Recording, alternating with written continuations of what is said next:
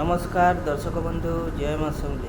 तो दर्शक बंधु आज आम आसुन जिमा देखी सोहेला हल्दीपाली गाँव में ओम श्री श्री केदारनाथ मंदिर रत्नमोदक महोत्सव होची। तो दर्शक बंधु आज इटा 3 नंबर दिन 27 तारीख दिन आरंभ है यात्रा आउ 31 तारीख बड़भा आज हूँ 30 तारीख। तो दर्शक बंधु नेक्स्ट वीडियो भी देखबार लगी नहीं भूलबे। इटा हूँ गेट प्रभुंकर मंदिर के जीवार लगी इटा रास्ता। तो आसुन प्रभु को दर्शन करमा आउ 31। तो दर्शक बंधु काली रत्नमुद 31/1/2024 बुधवार अन्नभोग भी 31 तारीख आउ महिला संकल्प मंडली अर्जुनार हेबा। तो दर्शक बंधु कल नेक्स्ट वीडियो देखबार लगी नहीं भूलबे।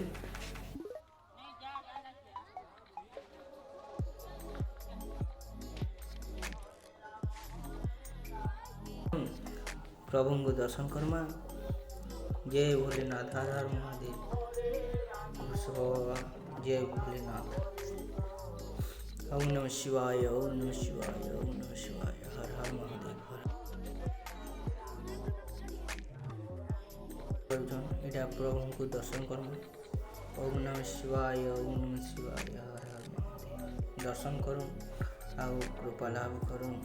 जय भोलेनाथ, हर हर महादेव। समस्त को सुखी रखुन प्रभु, जय भोलेनाथ। यह देखुन कीर्तन या मैंने नाम धरुजन भगवान कर बहुत बढ़िया लगुच जगह के आज आसिक हल्दीपाली गाँ प्रभु केदारनाथ मंदिर के आसिक मनटा बहुत भल लगुचे, बहुत आनंद लगुचे। तो दर्शक बंधु आपण मन को ये वीडियोटा देखला पर केन्दा लगुचे निश्चय कमेंट कर जनाबे आउ लाइक टे करबे एवं सब्सक्राइब करबे आमर वीडियो देखबार के नहीं भूलबे।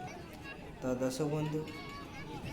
दर्शक बंधु देखी पारे यहाँ छुआ मान लाइट छुआ मैंने बहुत मजा नौन, बहुत बढ़िया लगे जगहटा देखिक छुआ मान बहुत किसी खेलना माने सियाड़े मैंने मिकी माउस भी आड़े यहाँ सब स्टल मान लगी बहुत बढ़िया लगे। रेल आई छुआ मान लगी बसवार लगी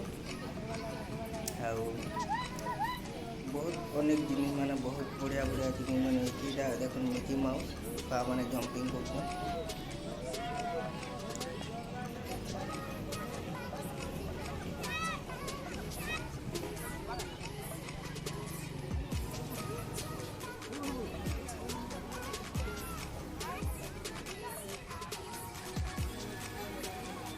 एटा जलंधर महाराज स्टेज है आउ स्टेज के निवास होटल देखी पारे आउ इे तमाने मीना बजार अच्छे आउ इे जलंधर महाराज स्टेज है।